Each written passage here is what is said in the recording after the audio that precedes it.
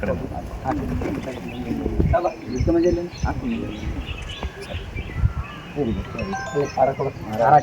ಬನ್ನಿ ನಾನು ದೇವಸ್ಥಾನದ ಇದ್ದೀನಿ. ಈ ಕಡೆಗೆ ಮಾಡೋಣ ಹಾಕಿ ಹಾಕೋಕ ಕಣ್ಣು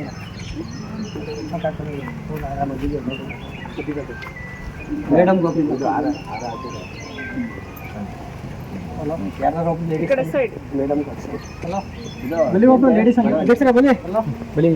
ಬಾಯಿಲ್ ಮೇಡಮ್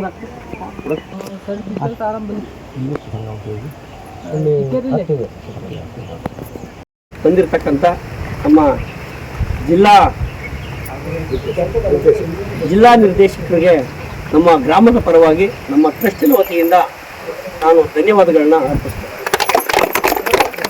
ಹಾಗೆಯೇ ನಮ್ಮ ತಾಲೂಕು ಸಿಕ್ಕೇರಿ ಹೋಬಳಿಯ ಯೋಜನಾಧಿಕಾರಿಗಳಾದಂಥ ವೀರೇಶಪ್ಪ ಅವರು ಆಗಮಿಸಿದ್ದಾರೆ.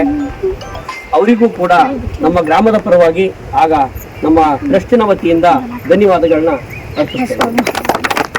ಹಾಗೆಯೇ ನಮ್ಮ ಟ್ರಸ್ಟಿನ ಅಧ್ಯಕ್ಷ ಆದಂಥ ದೊಡ್ಡೇಗೌಡರು ಕೂಡ ಹಗಲಿರೋ ದೇವಸ್ಥಾನದ ಕಾರ್ಯಕ್ಕೆ ಅವರ ಕೆಲಸ ಕಾರ್ಯಗಳನ್ನ ಬಿಟ್ಟು ದುಡಿತಿದ್ದಾರೆ. ಅವರಿಗೂ ಕೂಡ ನಾನು ವಂದನೆಗಳನ್ನ ಅರ್ಪಿಸ್ತಾ ಇದ್ದೇನೆ. ಹಾಗೆಯೇ ನಾವು ಕರೆದ ತಕ್ಷಣ ಬಂದು ಈ ದೇವರ ಪೂಜೆ ಪ್ರತಿಯೊಂದರಲ್ಲೂ ಪಾತ್ರರಾಗಿ ಕೆಲಸ ಕಾರ್ಯಗಳನ್ನ ಮಾಡ್ತಾ ಇದ್ದಾರೆ.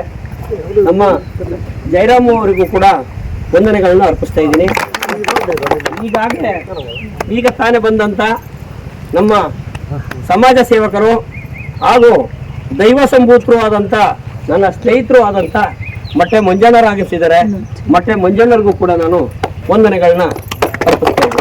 ಅಂತ ಸಂದರ್ಭದಲ್ಲಿ ಇವತ್ತು ಆ ನೀರು ಮನುಷ್ಯ ಬದುಕಬೇಕಾದ್ರೆ ನೀರು ಬೇಕೇ ಬೇಕು, ಕೃಷಿಗೆ ನೀರು ಬೇಕೇ ಬೇಕು. ಅದಕ್ಕೆ ಕೆರೆಯ ಹೂಳನ್ನು ಎತ್ತಲಿಕ್ಕೋಸ್ಕರ ನಮ್ಮೂರ ನಮ್ಮ ಕೆರೆ ಅನ್ನುವಂಥ ಕಾರ್ಯಕ್ರಮವನ್ನು ಇವತ್ತು ಜಾರಿಗೆ ತಂದಿದ್ದಾರೆ. ಕಳೆದ 6 ವರ್ಷಗಳಿಂದ ನಮ್ಮೂರ ನಮ್ಮ ಕೆರೆ ಅಂತ ಹೇಳಿದ್ರೆ ಒಂದು ವರ್ಷಕ್ಕೆ 300 ಕೆರೆಗಳನ್ನು ದುರಸ್ತಿ ಮಾಡುವಂಥ ಕಾರ್ಯಕ್ರಮ. ಅದಕ್ಕೆ ಪೂರ್ತಿ ಹಣವನ್ನು ಪೂಜ್ಯರು ಕ್ಷೇತ್ರದಿಂದ ಕೊಡ್ತಾರೆ. ಅದರೊಟ್ಟಿಗೆ ಇವತ್ತು ನಮ್ಮ ಶುದ್ಧ ಗಂಗಾ ಘಟಕಗಳನ್ನು ನಿರ್ಮಾಣ ಮಾಡುವಂಥದ್ದು. ಹಾಗೆ ಇವತ್ತು ಊರಿಗೆ ಕಲ್ಯಾಣ ಮಂಟಪ ಆಗುವಂಥದ್ದಿದ್ರೆ ಕಲ್ಯಾಣ ಮಂಟಪ, ಹಾಗೆ ಇವತ್ತು ಗುರುಭವನ ಇರ್ಬೋದು, ಸಭಾಭವನ ಇರ್ಬೋದು, ದೇವಸ್ಥಾನದ ಜೀರ್ಣೋದ್ಧಾರಗಳಿರ್ಬೋದು. ಹಾಗೆ ಅದರೊಟ್ಟಿಗೆ ಇವತ್ತು ರೋಡಿಗೆ ಬೇಕಾದ್ರೆ ಮಾರ್ಗ ಇಲ್ಲ ಅಂತಂದರೆ ಮಾರ್ಗಕ್ಕೆ ಅನುದಾನ, ಅದರೊಟ್ಟಿಗೆ ಇವತ್ತು ಬ್ರಿಡ್ಜ್ ಕಟ್ಟಲಿಕ್ಕೆ ಅನುದಾನ, ಶಾಲೆಗಳಿಗೆ ಅನುದಾನಿತ ಮತ್ತು ಏಡೆಡ್ ಸ್ಕೂಲ್ಗಳಿರೋ ಸರ್ಕಾರಿ ಶಾಲೆ ಇದೆಯಾ ಅದಕ್ಕೆ ಪ್ರತಿಯೊಂದಕ್ಕೂ ಅನುದಾನಗಳಿದೆ. ಹಾಗೆ ಇವತ್ತು ಅಂಗನವಾಡಿ ಕಟ್ಟಡಕ್ಕೂ ಅನುದಾನ ಇದೆ. ಪ್ರತಿಯೊಂದಕ್ಕೂ ಧರ್ಮಸ್ಥಳ ಹೋಗಬೇಕಾಗಿಲ್ಲ.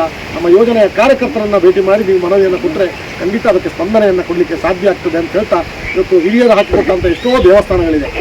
ಹಿರಿಯರು ದೇವಸ್ಥಾನವನ್ನು ಕಟ್ಟಿ ಹೋಗಿದ್ದಾರೆ, ಸಣ್ಣ ಗುಡಿಸಲಾಗಿರ್ಬೋದು, ಕಷ್ಟದಲ್ಲಿ ಮಾಡಿದ್ದಾರೆ. ಇವತ್ತು ಅಂಥ ದೇವಸ್ಥಾನಗಳನ್ನು ನಾವೆಲ್ಲ ಇವತ್ತು ಉಳಿಸುವಂಥ ಕೆಲಸವನ್ನು ಮಾಡಿದೆ. ಒಂದು ಹೊಸ ದೇವಸ್ಥಾನವನ್ನು ರಚನೆ ಮಾಡೋದಕ್ಕಿಂತ ಇದ್ದ ಹಳೆ ದೇವಸ್ಥಾನವನ್ನು ಜೀರ್ಣೋದ್ಧಾರ ಮಾಡೋದ್ರಲ್ಲಿ ಇಷ್ಟು ಅರ್ಥಪೂರ್ಣ ಅಂತ ಹೇಳ್ತೇವೆ ನಾವು. ಹಾಗಾಗಿ ಇವತ್ತು ಹಣಕ್ಕೆ ಕೊರತೆ ಇಲ್ಲ. ಒಂದು ದೇವಸ್ಥಾನ ನಿರ್ಮಾಣ ಮಾಡಲಿಕ್ಕೆ ಅಥವಾ ಒಂದು ಜೀರ್ಣೋದ್ಧಾರ ಮಾಡಲಿಕ್ಕೆ ಹೋದರೆ ಹಣದ ಕೊರತೆ ಎಲ್ಲಿಯೂ ಬರಲ್ಲ. ಆದರೆ ಇವತ್ತು ಮನಸ್ಸಿನ ಕೊರತೆ ಇದೆ. 10 ಜನ ಒಂದಾಗಲ್ಲ. ಒಂದು ರಾಜಕೀಯ ಒಂದು ಕಡೆಯಿಂದ ಬರ್ತದೆ ಪ್ರವೇಶ, ಒಂದು ಕಡೆಯಿಂದ ಲೀಡರ್ಶಿಪ್. ಇದರಿಂದಾಗಿ ಕೆಲವು ದೇವಸ್ಥಾನಗಳು ಇವತ್ತು ಜೀರ್ಣೋದ್ಧಾರ ಆಗದೆ ಬಾಕಿ ಉಳಿದಿದೆ. ಆದರೆ ಇಲ್ಲಿಯ ಉಸಲಮ್ಮ ದೇವಸ್ಥಾನದ ಒಂದು ವ್ಯವಸ್ಥೆಯನ್ನು ನಾವು ನೋಡ್ತಾ ಇದ್ರೆ ಬಹುಶಃ ಯಾವುದೇ ಇಲ್ಲಿ ರಾಜಕೀಯ ಬರಲಿಲ್ಲ, ಯಾವುದೇ ರೀತಿಯ ಭಿನ್ನಾಭಿಪ್ರಾಯಗಳಿಲ್ಲ. ಎಲ್ಲರೂ ಸಮಾನ ಮನಸ್ಕರಾಗಿ ಈ ದೇವಸ್ಥಾನದ ಜೀರ್ಣೋದ್ಧಾರಕ್ಕೆ ಅವೆಲ್ಲ ಹೊರಟಿದ್ದೀವಿ ಅಂತ ಹೇಳಿದ್ರೆ ಭಾಳ ಸಂತೋಷ ಆಗ್ತಾ ಇದೆ. ಆ ನಿಟ್ಟಿನಲ್ಲಿ ಸುಮಾರು 30-35 ಲಕ್ಷದ ಎಸ್ಟಿಮೇಟನ್ನು ಮಾಡಿ ಈಗಾಗಲೇ ಒಂದು ಅರ್ಧ ಕಾಮಗಾರಿಗಳನ್ನು ಮಾಡಿದ್ದೀರಿ. ಇನ್ನೂ ಮುಕ್ಕಾಲಂಶ ಕಾಮಗಾರಿಗಳು ಈ ದೇವಸ್ಥಾನದ ಆಗಲಿಕ್ಕಿದೆ. ಹಾಗಾಗಿ ನೀವು ಪೂಜ್ಯರ ಧರ್ಮಸ್ಥಳದ ಕಾವಂದರನ್ನು ಭೇಟಿ ಮಾಡಲಿಕ್ಕೆ ಹೋಗಿದ್ದೀರಿ. ಪೂಜ್ಯರು ಒಂದು ಪ್ರಸಾದವನ್ನು ಕೊಟ್ಟು ಕಳಿಸಿದ್ದಾರೆ, 1 ಲಕ್ಷ ರೂಪಾಯಿ ಪ್ರಸಾದ. ಬಹುಶಃ ಈ 1 ಲಕ್ಷ ರೂಪಾಯಿಯಿಂದ ದೇವಸ್ಥಾನ ಖಂಡಿತ ಆಗಲ್ಲ. ಸುಮಾರು 35 ಲಕ್ಷ ರೂಪಾಯಿ ದೇವಸ್ಥಾನ ಬೇಕು. ಆದರೆ ಶಂಖದಿಂದ ಬಂದರೆ ತೀರ್ಥ ಅಂತ ಹೇಳ್ತಾರೆ ಅವರು. ಈ ಮಂಜುನಾಥ ಮಾತು ಬಿಡ, ತಿರುಪತಿ ತಿಮ್ಮಪ್ಪ ಕಾಸು ಬಿಡ ಅನ್ನೋ ಒಂದು ಮಾತಿದೆ. ಹಾಗಾಗಿ ಮಂಜುನಾಥನ ಒಂದು ಪ್ರಸಾದ ಈ ದೇವಸ್ಥಾನಕ್ಕೆ ಬಂತು ಅಂತಾದರೆ ಇನ್ನು ನಿಮಗೆ ಬೇರೆ ಬೇರೆ ಮೂಲಗಳಿಂದ ಇಲ್ಲಿಂದ ಹೋದಂಥ ಉದ್ಯಮಿಗಳಿರ್ಬೋದು, ಇಲ್ಲಿಂದ ಹೋದಂಥ ವಲಸೆ ಹೋಗಿದ್ದವರು ಖಂಡಿತವಾಗಿ ನಿಮ್ಮನ್ನು ಹುಡುಕಿಕೊಂಡು ಬಂದು ಈ ದೇವಸ್ಥಾನಕ್ಕೆ ದಾನದ ರೂಪದಲ್ಲಿ ಹಣವನ್ನು ಹರಿದು ಬರ್ತದೆ ಅನ್ನುವಂಥದ್ದು ಮಾತನ್ನು ನಿಮಗೆ ಹೇಳ್ತಾ ಇದ್ದೇನೆ. ಹಾಗಾಗಿ ಮಂಜುನಾಥನ ಪ್ರಸಾದ ಬಂದ ತಕ್ಷಣ ಬೇರೆ ಬೇರೆ ಕಡೆಗಳಿಂದ ನಿಮಗೆ ಹಣ ಇನ್ನು ಹರಿದು ಬರ್ತದೆ. ನಿಮ್ಮ ನಿರೀಕ್ಷೆ ಇಷ್ಟು ದಿವಸದೊಳಗೆ ಈ ದೇವಸ್ಥಾನ ಆಗಬೇಕು ಅಂತ ಇರಬಹುದು. ಅದರೊಳಗೆ ಈ ದೇವಸ್ಥಾನ ನಿರ್ಮಾಣ ಮಾಡಿ ಊರ ಜನರಿಗೆ ಅದನ್ನು ಹಸ್ತಾಂತರ ಮಾಡಿಕೊಡುವಂಥ ಕಾರ್ಯ ಆಗಬೇಕು. ಎಲ್ಲರೂ ಒಗ್ಗಟ್ಟಾಗಿರಿ. ಖಂಡಿತ ಹಣ ಬೇರೆ ಬೇರೆ ಕಡೆಯಿಂದ ಹರಿದು ಬರ್ತದೆ. ಯಾರು ನಿರಾಶೆ ಇಲ್ಲ ಅಂತ ಮಾಡಬೇಡಿ. ಖಂಡಿತ ಈ ದೇವಸ್ಥಾನ ಭಗವಂತನ ಒಂದು ಕೃಪೆಯಿಂದ ಜೀರ್ಣೋದ್ಧಾರ ಆದಷ್ಟು ಬೇಗ ಆಗ್ತದೆ ಅಂತ ಹೇಳ್ತಾ, ನೀವೆಲ್ಲರೂ ಒಳ್ಳೆಯ ಸಮಾನ ನಿಮಗೆಲ್ಲ ಗೊತ್ತಿದೆ, ಸುಮಾರು 800 ವರ್ಷ ಇತಿಹಾಸ ಇರುವಂಥ ಒಂದು ಪುಣ್ಯಕ್ಷೇತ್ರ.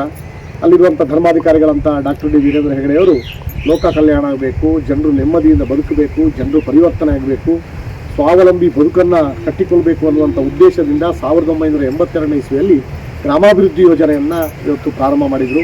ಸುಮಾರು 40 ವರ್ಷಗಳ ಇತಿಹಾಸವನ್ನು ಹೊಂದಿದಂಥ ಗ್ರಾಮಾಭಿವೃದ್ಧಿ ಯೋಜನೆ ಕರ್ನಾಟಕ ರಾಜ್ಯದ ಹಳ್ಳಿಗಳಲ್ಲೂ ಗ್ರಾಮಾಭಿವೃದ್ಧಿ ಯೋಜನೆಯನ್ನು ಪ್ರಸರಿಸಿ ಸುಮಾರು 6.5 ಲಕ್ಷ ಸ್ವಸಹಾಯ ಸಂಘ, ಸುಮಾರು 60 ಲಕ್ಷ ಜನರನ್ನು ಸಂಘದಲ್ಲಿ ಸೇರಿಸಿ ಒಂದು ಕುಟುಂಬದ ಸರ್ವಾಂಗೀಣ ಅಭಿವೃದ್ಧಿಗಾಗಿ ಇವತ್ತು ಪೂಜ್ಯರು ಶ್ರಮಿಸ್ತಾ ಇದ್ದಾರೆ.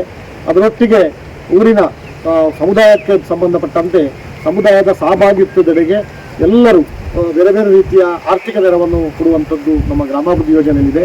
ಕೇವಲ ಸಾಲವನ್ನು ಕೊಡುವುದಕ್ಕೋಸ್ಕರ ಗ್ರಾಮಾಭಿವೃದ್ಧಿ ಯೋಜನೆಯನ್ನು ಪೂಜ್ಯರು ಕಟ್ಟಿ ಹಾಕಿಲ್ಲ. ಅದರೊಟ್ಟಿಗೆ ಇವತ್ತು 100% ಕಾರ್ಯಕ್ರಮಗಳಲ್ಲಿ 1% ಸಾಲ ಕೊಡೋದಿದ್ರೆ 99% ಕಾರ್ಯಕ್ರಮಗಳು ಜನಾಭಿವೃದ್ಧಿ ಕಾರ್ಯಕ್ರಮಗಳು, ಬೇರೆ ಬೇರೆ ಮೂಲಸೌಕರ್ಯಗಳನ್ನು ಕೊಡಿಸುವಂಥದ್ದು, ಹೀಗೆ ಬೇರೆ ಬೇರೆ ಅನುದಾನಗಳನ್ನು ಭಕ್ತಾದಿಗಳು ಏನೋ ಕ್ಷೇತ್ರಕ್ಕೆ ಹೋಗ್ತಾರೆ, ತಮ್ಮ ಕಷ್ಟ ಕಾರ್ಪಣ್ಯಗಳನ್ನು ಹೇಳ್ತಾರೆ, ಅಲ್ಲಿ ಹಣವನ್ನು ಹಾಕ್ತಾರೆ. ಆ ಹಣವನ್ನು ಹಾಕಿದಾಗ ಆ ಪೂಜ್ಯರು ಆ ಹಣದಿಂದ ಯಾರಿಗೂ ಸಾಲ ಕೊಡೋದಿಲ್ಲ. ಆ ಹಣವನ್ನು ಕೆರೆಯ ನೀರನ್ನು ಕೆರೆಗೆ ಚೆಲ್ಲಿ ಅನ್ನುವಂಥ ರೀತಿಯಲ್ಲಿ ಭಕ್ತಾದಿಗಳು ಹಾಕಿದಂಥ ಹಣವನ್ನು ಸಾರ್ವಜನಿಕ ಸಮುದಾಯದ ತತ್ವದೆಡೆಗೆ ಆ ಹಣವನ್ನು ಪೂಜ್ಯರು ಇವತ್ತು ವಿನಿಯೋಗ ಮಾಡ್ತಾ ಇದ್ದಾರೆ. ಆ ನಿಟ್ಟಿನಲ್ಲಿ ಇವತ್ತು ಧರ್ಮಸ್ಥಳದಲ್ಲಿ 4-5 ಬಗೆಯ ಟ್ರಸ್ಟ್ಗಳನ್ನು ನೇಮಕ ಮಾಡಿದ್ದಾರೆ. ಮತ್ತು ಧರ್ಮೋತ್ಥಾನ ಟ್ರಸ್ಟ್ ಇರ್ಬೋದು, ಶಾಂತಿವನ ಟ್ರಸ್ಟ್ ಇರ್ಬೋದು, STM ಎಜುಕೇಷನ್ ಟ್ರಸ್ಟ್ ಇರ್ಬೋದು, ಮೆಡಿಕಲ್ ಟ್ರಸ್ಟ್ ಇರ್ಬೋದು, ಹಾಗೆ ರುಡ್ಸೆಟ್ ಇರ್ಬೋದು, ತುಂಬ ಯೋಜನೆಗಳನ್ನು, ಯಾವುದೇ ಯೋಜನೆಗಳನ್ನು ತಂದದ್ದು ಲಾಭದಾಯಕ ಅಲ್ಲ, ಜನರ ಅಭಿವೃದ್ಧಿಗಾಗಿ, ಜನರ ಆರ್ಥಿಕ ಮಟ್ಟ ಹೆಚ್ಚಬೇಕು ಅನ್ನುವ ನಿಟ್ಟಿನಲ್ಲಿ ಯೋಜನೆಗಳನ್ನು ರೂಪಿಸಿದ್ದಾರೆ. ಇವತ್ತು ಧರ್ಮೋತ್ಥಾನ ಟ್ರಸ್ಟ್ ಅಂದರೆ ಧರ್ಮಸ್ಥಳದಲ್ಲಿದೆ. ಅದರ ಕೆಲಸ ಏನು ಕೇಳಿದ್ರೆ ಪಾಳು ಬಿದ್ದಿದ್ದ ಅಂತ ಒಂದು 800 ವರ್ಷಗಳ ಇತಿಹಾಸ ಇರುವಂಥ ದೇವಸ್ಥಾನಗಳು, ಏನು ಹಿರಿಯರು ಹಾಕಿಕೊಟ್ಟ ದೇವಸ್ಥಾನಗಳಿದೆಯಾ ಅಂಥ ದೇವಸ್ಥಾನಗಳನ್ನು ಜೀರ್ಣೋದ್ಧಾರ ಮಾಡಲಿಕ್ಕೋಸ್ಕರ ಧರ್ಮೋತ್ಥಾನ ಟ್ರಸ್ಟ್ ಇವತ್ತು ಕೆಲಸ ಮಾಡ್ತಾ ಇದೆ. ವರ್ಷಕ್ಕೊಂದು 25ರಿಂದ 50 ದೇವಸ್ಥಾನಗಳನ್ನು ಪೂರ್ಣ ಪ್ರಮಾಣದ ವೆಚ್ಚ, ಅದಕ್ಕೆ 2 ಕೋಟಿ 3 ಕೋಟಿ ಆದರೂ ಅಷ್ಟು ಕೋಟಿ ಹಣವನ್ನು ಪೂರ್ಣ ಪ್ರಮಾಣದ ವೆಚ್ಚವನ್ನು ಪೂಜ್ಯರೇ ಅದನ್ನು ಧರ್ಮೋತ್ಥಾನ ಟ್ರಸ್ಟ್ ವತಿಯಿಂದ ಅದನ್ನು ವಿನಿಯೋಗಿಸಿ ಮೂಲ ಸ್ವರೂಪ ಆ ದೇವಸ್ಥಾನ ಹೇಗಿತ್ತು ಅದೇ ಸ್ವರೂಪದ ಮಾದರಿಯಲ್ಲಿ ಆ ದೇವಸ್ಥಾನ ಜೀರ್ಣೋದ್ಧಾರವನ್ನು ಮಾಡ್ತಾ ಇದ್ದಾರೆ. ಅದರೊಟ್ಟಿಗೆ ಇವತ್ತು ಲೋಕ ಕಲ್ಯಾಣಕ್ಕಾಗಿ ನಮ್ಮೂರ ನಮ್ಮ ಕೆರೆ ಅನ್ನುವಂಥದ್ದು ಹಿರಿಯರು ಹಾಕಿಕೊಟ್ಟಂಥ ಎಷ್ಟೋ ಕೆರೆಗಳಿದೆ. ಆ ಕೆರೆಗಳು ಹೂಳು ತುಂಬಿ ಇವತ್ತು ಕೆರೆಗಳ ನಾಶ ಆಗಿದೆ, ಅಥವಾ ಕ್ರಿಕೆಟ್ ಮೈದಾನ ಆಗಿದೆ. ಎಷ್ಟೋ ಜನ ಮಾಡಲಿಕ್ಕೆ ಈ ಒಂದು ಉಚ್ಚಲಮ್ಮ ದೇವಸ್ಥಾನದ ಟ್ರಸ್ಟ್ನವರು ತೀರ್ಮಾನ ಮಾಡಿದ್ದಾರೆ. ಆ ತೀರ್ಮಾನ ಪ್ರಕಾರ ದೇವಸ್ಥಾನದ 30-40% ಕಾಮಗಾರಿ ಇವತ್ತು ಆಗಿದೆ.